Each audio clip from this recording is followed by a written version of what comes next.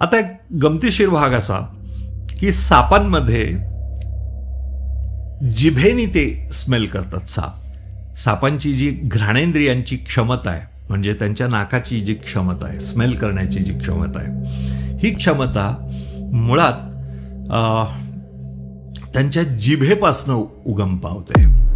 साप त्यांची दुभंगलेली जीभ म्हणजे त्यांची फोर्क्ड टंग वारंवार बाहेर घेतात. त्याचं कारणच हे आहे की आसमंतात असलेले, आजूबाजूला असलेले सेन्स ऑफ स्मेलशी रिलेटेड असलेले जे पार्टिकल्स असतील, ते पार्टिकल्स ते त्या जिभेवर घेतात आणि ते घेऊन मग पुन्हा ती जीभ आत घेतात. उचलली जीभ लावली टाळ्याला अशी ती वर टाकतात आणि त्यांच्या अप्पर जॉच्या वर त्यांचा ऑल्फॅक्टरी लोबचा भाग असतो, सापांचा मेंदूचा भाग, सेन्स ऑफ स्मेल. त्याचा एक एक्सटेंडेड पार्ट जेकबसन्स ऑर्गन या नावाने ओळखला जातो.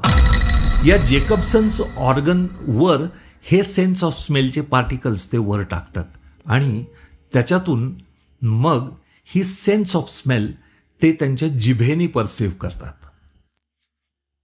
कॉन्शियसनेसच्या म्हणजे जाणीवेच्या अनेक वेगवेगळ्या संकल्पना, अनेक वेगवेगळ्या पद्धती आपल्याला वेगवेगळ्या सजीवांमध्ये बघायला मिळतात.